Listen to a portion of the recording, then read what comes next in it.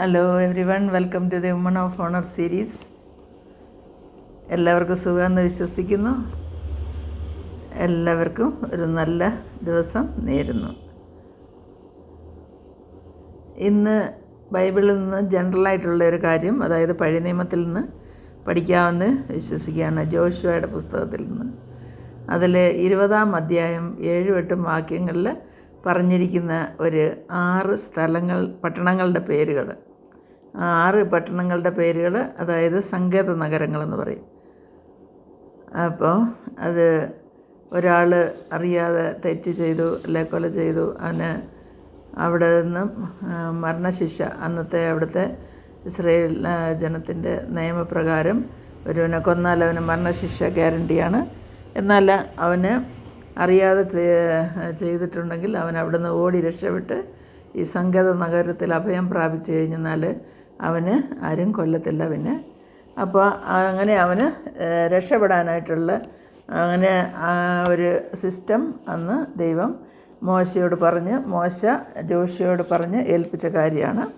അപ്പോഴത് മോശയ്ക്ക് ശേഷം യോശുവയുടെ സമയത്ത് 6 പട്ടണങ്ങളെ, ഒരു സങ്കേത നഗരങ്ങളെ അവർ ഐഡൻറ്റിഫൈ ചെയ്ത് അതിനൊക്കെയും 6-നും 6 പേര് വയ്ക്കുന്നു. അതിൽ ഏതാണ്ട് ഈ അതിൽ ഒരു പട്ടണത്തിൻ്റെ പേര് ഹെബ്രോൺ എന്നാണ്. ഈ 6 പട്ടണങ്ങളിൽ 3 പട്ടണങ്ങൾ ജോർദാന് കിഴക്കും 3 പട്ടണങ്ങൾ ജോർദാന് പടിഞ്ഞാറുമായിട്ടാണ് അത് ഐഡൻറ്റിഫൈ ചെയ്തത്. ഒരു പട്ടണത്തിൽ നിന്ന് വേറെ പട്ടണത്തിലേക്ക് ഏകദേശം 6 മൈൽ ദൂരം ഉണ്ടായിരുന്നു. അപ്പോൾ അതിൽ ഹെബ്രോൻ എന്ന് പറയുന്ന പട്ടണത്തെക്കുറിച്ചാണ് നമ്മളിന്ന് പഠിക്കാൻ പോകുന്നത്. ഹെബ്രോൻ എന്ന ഹീബ്രു വാക്കിൻ്റെ അർത്ഥം കൂട്ടായ്മ എന്നാണ്.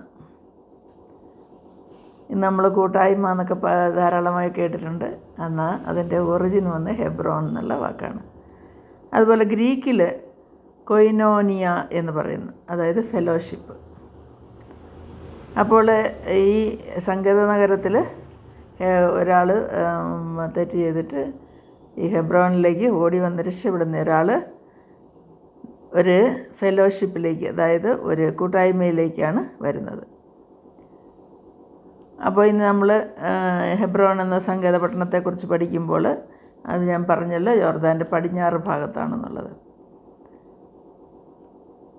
അതിൽ ഇവിടെ നമ്മൾ പറയുമ്പോൾ 1 യോഹന്നാൻ 1:1 ആദ്യം മുതലുള്ളതും ഞങ്ങൾ കേട്ടതും സ്വന്തം കണ്ണുകൊണ്ട് കണ്ടതും ഞങ്ങൾ നോക്കിയതും ഞങ്ങളുടെ കൈ തൊട്ടതുമായ ജീവൻ്റെ വചനം സംബന്ധിച്ച്, അതായത് ആ ജീവൻ്റെ വചനം എന്ന് പറയുന്നത് കർത്താവായ യേശുക്രിസ്തുവാണ്. അപ്പോൾ ഈ ഹെബ്രോൺ, അതായത് ഈ കൂട്ടായ്മയെക്കുറിച്ചാണ്, ഈ ഫെലോഷിപ്പിനെ കുറിച്ചാണ് നമ്മൾ പഠിക്കുന്നത്. അപ്പോൾ യോഹന്നാൻ അപ്പോസ്തലൻ പറയുന്നു, ആദി മുതലുള്ളതും ഞങ്ങൾ കേട്ടതും സ്വന്തം കണ്ണുകൊണ്ട് കണ്ടതും ഞങ്ങൾ നോക്കിയതും ഞങ്ങളുടെ കൈ തൊട്ടതും ആയ ജീവൻ്റെ വചനം സംബന്ധിച്ച്, അതായത് യേശുക്രിസ്തുവാണ് ആ ജീവൻ്റെ വചനം. 1 യോഹന്നാൻ 1:3 പറയുന്നത് ഞങ്ങളുടെ കൂട്ടായ്മയോ പിതാവിനോടും അവൻ്റെ പുത്രനായ യേശുക്രിസ്തുവിനോടും ആകുന്നു. അതായത് ഇവിടെ നമ്മൾ കണ്ടു, ഹെബ്രോൻ എന്ന് പറഞ്ഞാൽ കൂട്ടായ്മ, ഞങ്ങളുടെ കൂട്ടായ്മയോ പിതാവിനോടും അവൻ്റെ പുത്രനായ യേശുക്രിസ്തുവിനോടും ആകുന്നു. ഇന്ന് നമുക്ക് സങ്കേത നഗരം എന്ന് പറയുന്നത് യേശുക്രിസ്തുവാണ്. അന്ന് അവർക്ക് സങ്കേത നഗരം ഫിസിക്കലി ഓടി രക്ഷപ്പെട്ട് അവിടെ കോട്ടയ്ക്കകത്ത് കയറണമായിരുന്നു. ഇന്ന് നമുക്ക് നമ്മളുടെ തെറ്റ് ചെയ്ത് കഴിഞ്ഞാൽ നമ്മൾ കർത്താവിനോട് ഏറ്റുപറഞ്ഞ് കർത്താവിൻ്റെ അടുത്തേക്ക് ചെല്ലുന്നതാണ് ഇന്നത്തെ സങ്കേത നഗരം. അപ്പോൾ സങ്കേത നഗരമേശുവിങ്കൽ ശങ്കേന്യേയോടി വന്നിടുക, സങ്കടത്തിനൊരു വകയില്ലാതെ സന്തതം അവൻ നമ്മെ കാത്തുകൊള്ളും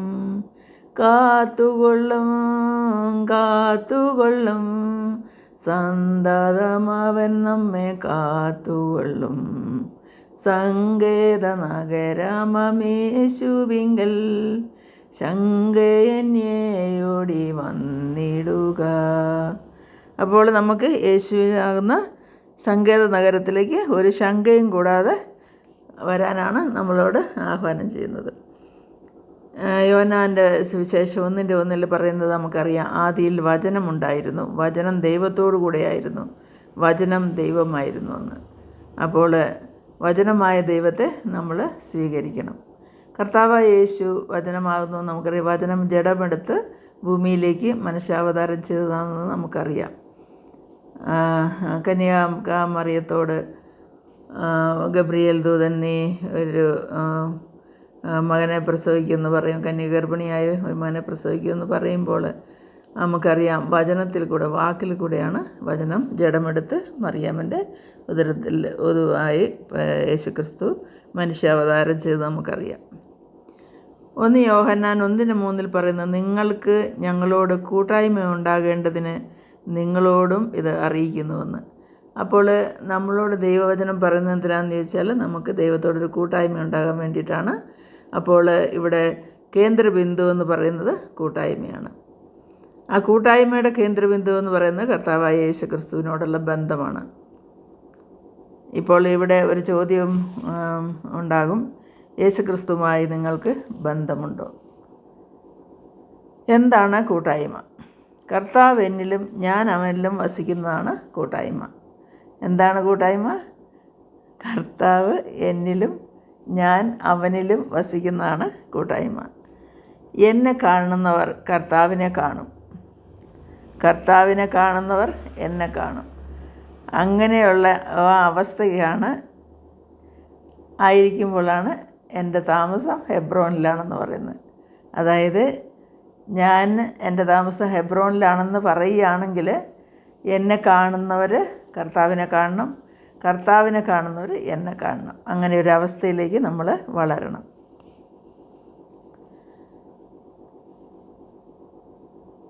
യോഹന്നാൻ്റെ സുവിശേഷം 17:21 നമ്മൾ വായിക്കുന്നുണ്ട്, പിതാവേ നീ എന്നിലും ഞാൻ നിന്നിലും ആകുന്നത് പോലെ അവരും നമ്മിലാകേണ്ടതിന് തന്നെ. ഇത് യേശുവിൻ്റെ കുരിശിലുള്ള യാഗത്തിന് മുൻപ് യേശു കർത്താവിനോട് പ്രാർത്ഥിക്കുന്ന മഹാപുരോഹിത പ്രാർത്ഥനയിൽ നിന്നുള്ള ഒരു വാക്യമാണ്. കുരിശിലെ യാഗത്തിൻ്റെ ഉദ്ദേശം നമുക്കറിയാം.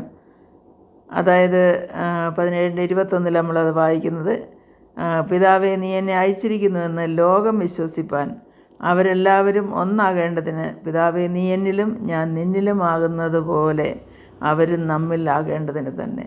അപ്പോൾ കുരിശിൽ യേശുവിൻ്റെ മരണം കൊണ്ട് നമ്മൾ അവനിലേക്ക് ഒന്നായി ചേരുന്നതാണ്.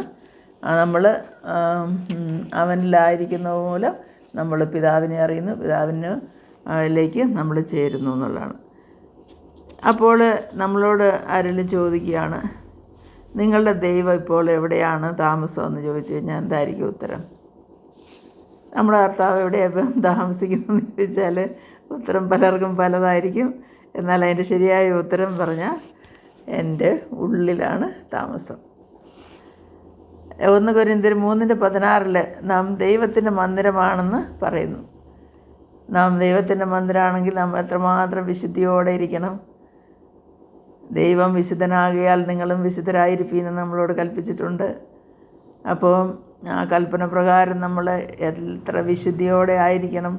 നമ്മുടെ പിതാവായ ദൈവം കർത്താവായ യേശു ക്രിസ്തു നമ്മുടെ ഉള്ളിൽ വസിക്കണമെങ്കിൽ കർത്താവായ യേശു ക്രിസ്തു ഹൃദയത്തിൽ അവൻ്റെ വാതിൽക്കൽ നിന്ന് മുട്ടുന്നു. ആരെങ്കിലും അവൻ്റെ ശബ്ദം കേട്ട് വാതിൽ തുറന്നാൽ ഞാൻ അവനോട് കൂടെ അത്താഴം കഴിക്കുമെന്നൊക്കെ നമ്മൾ വായിക്കുന്നുണ്ട് വെളിപാട് പുസ്തകത്തിൽ. അതായത് വാതിൽക്കൽ നിന്ന് വിട്ടുന്ന ക്രിസ്തുവിനെ ഉള്ളിലേക്ക് വിളിച്ച് നമ്മുടെ ഹൃദയമാകുന്ന മന്ദിരത്തിലേക്ക് അവനെ സ്വീകരിച്ച് അവൻ നമ്മുടെ ഉള്ളിൽ വസിക്കുമ്പോഴാണ് നമ്മളും അവനുമായിട്ടുള്ള കൂട്ടായ്മ ഉണ്ടാകുന്നത്. അതുപോലെ തന്നെ 2 കൊരിന്ത്യർ 6:16 പറയുന്നത് ജീവനുള്ള ദൈവത്തിൻ്റെ ആലയമല്ലോ നിങ്ങളെന്ന്. അപ്പോൾ ആലയത്തിൻ്റെ വിശുദ്ധി നമുക്കറിയാം. കെരൂബുകളുടെ മധ്യേ വസിക്കുന്ന ദൈവം. അതുപോലെ തന്നെ ആലയത്തെ നമ്മൾ ഉമ്മരപ്പടി ഇളവുമാർ അവർ ദൂതന്മാർ മാലാഖമാർ അവർ പരിശുദ്ധൻ പരിശുദ്ധൻ പരിശുദ്ധൻ എന്ന് ആർത്തട്ടഹസിക്കുന്ന ആ ഒരു രീതിയിൽ ദൈവത്തെ ആരാധിക്കുന്ന ഒരു ആലയത്തിൻ്റെ ആ ഒരു മിനിയേച്ചറാണ് നമ്മുടെ ശരീരമെന്നാണ് ഇവിടെ പറയുന്നത്. അതായത് ജീവനുള്ള ദൈവത്തിൻ്റെ ആലയമല്ലോ. അപ്പോൾ നമ്മളുടെ ഉള്ളിൽ നമ്മൾ കർത്താവ് താമസിക്കുമ്പോൾ നമ്മൾ അത്രമാത്രം വിശുദ്ധിയുള്ളവരും നമ്മൾ ആലയത്തെ സൂക്ഷിക്കുന്നവരും ആയിരിക്കേണ്ടത് ആവശ്യമാണ്. അതുപോലെ നമ്മൾ വായിക്കുന്നുണ്ടല്ലോ, ആലയത്തെ നശിപ്പിക്കുന്നവനെ ദൈവം നശിപ്പിക്കുമെന്ന്. അപ്പോൾ നമ്മൾ വേണ്ടാത്തതായ നമ്മുടെ ക്യാരക്ടേഴ്സ്, പുറമേ കാണുന്നതും കാണാത്തതുമായ അനേക സ്വഭാവ ദൂഷ്യങ്ങൾ, ചിന്തയിൽ വരുന്ന പ്രശ്നങ്ങൾ, പ്രവൃത്തിയിൽ വരുന്ന പ്രശ്നങ്ങൾ, സംസാരത്തിൽ വരുന്നത്, ഇതെല്ലാം ഒരു വിധത്തിൽ നമ്മളെ ബാധിക്കുന്നുള്ളതാണ്. പ്രത്യേകിച്ച് പറയുമ്പോൾ പുകവലി, മദ്യപാനം, അതുപോലെ പലതുമുണ്ട്. പറയാനോട് ബുദ്ധിമുട്ടുള്ള ക്യാരക്ടേഴ്സുണ്ട്. അങ്ങനെയുള്ള എല്ലാ വിചാരങ്ങളും പ്രവർത്തികളും നമ്മളിൽ നിന്ന് വിട്ട് ഒഴിഞ്ഞു പോകണം എന്നുള്ളതാണ്. എങ്കിൽ മാത്രമേ കർത്താവ് നമ്മുടെ ഉള്ളിൽ വസിക്കാൻ പറ്റത്തുള്ളൂ. അല്ലെങ്കിൽ കർത്താവ് അവിടെ ഇരുന്ന് ശ്വാസം മുട്ടും എന്നുള്ളതാണ്. അവന് സഹിക്കാൻ പറ്റാത്ത വിഷയങ്ങൾ നമ്മൾ ഓരോന്ന് ചെയ്ത് കഴിയുമ്പോൾ കർത്താവിനെ നമ്മൾ വീണ്ടും ക്രൂശിക്കുന്ന ഒരു രീതിയിലേക്ക് മാറുകയാണ് ചെയ്യുന്നത്. അതുപോലെ 1 കൊരിന്ത്യർ 6:19 പറഞ്ഞ പരിശുദ്ധാത്മാവിൻ്റെ മന്ദിരമാകുന്നു എന്നാണ്. നമ്മൾ പരിശുദ്ധാത്മാവിൻ്റെ മന്ദിരമാണ്. നമ്മുടെ ഉള്ളിൽ കർത്താവ് പരിശുദ്ധാത്മാവ് വസിക്കണമെങ്കിൽ പരിശുദ്ധാത്മാവിനെ ദുഃഖിപ്പിക്കരുതെന്ന് നമ്മൾ വായിക്കുന്നുണ്ട്. അവനെ ദുഃഖിപ്പിക്കാത്തതും അവനെ വിഷമിപ്പിക്കാത്തതുമായ ഒരു ജീവിതം നമുക്ക് അത്യാവശ്യമാണ്. അങ്ങനെ ഉണ്ടെങ്കിൽ മാത്രമേ പരിശുദ്ധാത്മാവ് നമ്മുടെ ഉള്ളിൽ വസിക്കത്തുള്ളൂ. അല്ലെങ്കിൽ പരിശുദ്ധാത്മാവ് എന്നേ നാട് വിട്ടു പോകുന്നുള്ളതാണ്. അതുപോലെ പരിശുദ്ധാത്മാവിനെ നമ്മൾ ഒരിക്കലും ദൂഷിക്കാൻ പാടില്ല. പരിശുദ്ധാത്മാവിനെ നമ്മൾ ഒരിക്കലും അതിനെതിരായിട്ടൊന്നും പറയാൻ പാടില്ല. തന്നെയല്ല, നമ്മളുടെ ജീവിതം തന്നെ അത്രമാത്രം വിശുദ്ധി ഉണ്ടെങ്കിലേ പരിശുദ്ധാത്മാവ് നമ്മുടെ ഉള്ളിൽ വസിക്കത്തുള്ളൂ.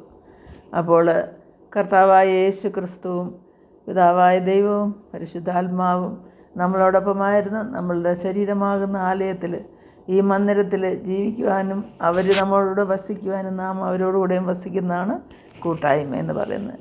അപ്പോൾ നമ്മൾ സങ്കേത നഗരമാകുന്ന ഹെബ്രോനിൽ, ആ ഹെബ്രോനാകുന്ന നമ്മുടെ കർത്താവോടുകൂടി നമ്മൾ ജീവിക്കേണ്ടത് അത്യാവശ്യമാണ്. ഹെബ്രോനിലേക്ക് നമ്മൾ കയറി കഴിയുമ്പോൾ ദൈവവുമായി ഒരാഴമായ കൂട്ടായ്മയിൽ ആയിരിക്കും. അങ്ങനെ ആയിരിക്കണം, എങ്കിലേ നമുക്ക് അവിടെ താമസിക്കാൻ പറ്റത്തുള്ളൂ. കർത്താവ് എൻ്റെ ഉള്ളിൽ താമസമുണ്ടെങ്കിൽ അവൻ്റെ പ്രവൃത്തികൾ എനിക്ക് ചെയ്യുവാൻ സാധിക്കും. നമ്മൾ കർത്താവ് എന്നെ ശക്തനാക്കുന്നവൻ മുഖാന്തരം ഞാൻ സകലത്തിനും മതിയാവുന്നെന്ന് പൗലോസ് പറയുന്ന പോലെ അവൻ നമ്മുടെ ഉള്ളിൽ വസിക്കുന്നുണ്ടെങ്കിൽ അവൻ നമ്മളെക്കൊണ്ട് അവൻ ചെയ്യുന്ന കാര്യങ്ങളൊക്കെ നമ്മളെക്കൊണ്ടും ചെയ്യിക്കുവാനായിട്ട് പ്രാപ്തി ഉള്ളവരാക്കി തീർക്കും. നമ്മളെ അവൻ കരുതിക്കൊള്ളും. നമ്മുടെ കാര്യങ്ങളിലൊക്കെയും അവൻ അതിനായിട്ടുള്ള വഴികളെ ഒരുക്കും എന്നുള്ളതാണ്. അതുപോലെ തന്നെ എൻ്റെ ഉള്ളിൽ ആരാധനയ്ക്ക് നിരന്തരം, അതായത് സദാ ദൈവത്തെ സ്തുതിക്കുവാനായിട്ട് പറ്റുന്ന ഒരവസ്ഥയിലായിരിക്കണം എന്നുള്ളതാണ്. കർത്താവിൻ്റെ ആലയത്തിൽ എപ്പോഴും ആരാധനയുണ്ടല്ലോ, അത് ഒരിക്കലും ആരാധിക്കുന്ന ആ ഒരു നിത്യ ആരാധന, സദാ ദൈവത്തെ സ്തുതിക്കുന്ന ആ ഒരു സ്വഭാവം നമ്മുടെ ഭവനത്തിലും നമ്മുടെ ഹൃദയത്തിലും നമ്മുടെ ജീവിതത്തിലും ഉണ്ടെങ്കിൽ നമ്മുടെ പ്രാർത്ഥനകൾ മുടങ്ങത്തില്ല. നമ്മൾക്ക് അതിനൊരു അങ്ങനെ ഒരു രീതിയിലേക്ക്, അങ്ങനത്തെ ഒരു ജീവിതക്രമത്തിലേക്ക് നമ്മൾ കടന്നു വരേണ്ടത് ആവശ്യമാണ്. അതുപോലെ തന്നെ അപ്പോൾ ദൈവമായിട്ടും ദൈവമക്കളുമായിട്ടുള്ള കൂട്ടായ്മ നമുക്കുണ്ടാകും എന്നുള്ളതാണ്. നമുക്ക് അപ്പോൾ ഹെബ്രോനിൽ ഉള്ള നമ്മുടെ താമസം ദൈവമായിട്ടുള്ള കൂട്ടായ്മയിൽ, സഹജീവികളുമായിട്ടുള്ള കൂട്ടായ്മയിൽ, നമ്മളുടെ സഹവിശ്വാസികളുമായിട്ടുള്ള കൂട്ടായ്മയിൽ, അങ്ങനെ നമ്മൾ കർത്താവിന് വേണ്ടപ്പെട്ടവരായി, കർത്താവ് നമ്മുടെ ഉള്ളിൽ വസിക്കുന്നുവെന്ന് നമ്മളെ കാണുന്നവർ ദൈവത്തെ കാണത്തക്കവണ്ണം നല്ല ഒരു മാതൃകയുള്ളവരായി നല്ലൊരു ജീവിതത്തിലേക്ക് കടന്നു വരാൻ നമ്മളെ ഓരോരുത്തരെയും ദൈവം സഹായിക്കട്ടെ. അങ്ങനെ നിങ്ങൾക്ക് ഏവർക്കും നല്ലൊരു ദിവസം നേർന്നുകൊണ്ട് നിങ്ങളുടെ ഓരോ ആവശ്യങ്ങളെയും ദൈവം നടത്തി തരട്ടെ. ദൈവത്തിൻ്റെ സന്നിധിയിൽ സകലതും സമർപ്പിക്കുന്നു. ഏകനായി മഹാത്ഭുതങ്ങളെ ചെയ്യുന്നവനായ നമ്മുടെ സ്വർഗീയ പിതാവാം ദൈവത്തെ അസാധ്യമായ ഒരു കാര്യമില്ല. നിങ്ങളുടെ സകല വിഷമങ്ങളെയും സകല ആവശ്യങ്ങളെയും അവൻ്റെ മുമ്പിൽ സമർപ്പിക്കുക. അവൻ നമ്മളുടെ പ്രാർത്ഥനയെ കേൾക്കുന്നവനാണ്. അവനോട് യാചിക്കാം, അവനെ നമുക്ക് സ്തുതിക്കാം, വാഴ്ത്താം, നന്ദി കരയറ്റാം. ഇത്രയും പറഞ്ഞുകൊണ്ട് ഈ വചനത്തിൽ നിന്ന് ഞാൻ വിരമിക്കുന്നു. ഈ വീഡിയോ ഇഷ്ടമായെങ്കിൽ ലൈക്ക് ചെയ്യാൻ മറക്കല്ലേ. ഞാൻ പറഞ്ഞതിൽ എന്തെങ്കിലും തെറ്റുണ്ടെങ്കിൽ എന്നോട് ക്ഷമിക്കണം. കമൻറ്റ് ചെയ്യാവുന്നതാണ്. ദൈവം ഓരോരുത്തരെ അനുഗ്രഹിക്കട്ടെ. ദയവ് ചെയ്ത് വീഡിയോ ലൈക്ക് ചെയ്യാൻ മറക്കരുത്. അതുപോലെ തന്നെ സബ്സ്ക്രൈബ് ചെയ്യാൻ മറക്കരുത്. പ്ലീസ്. ബൈ.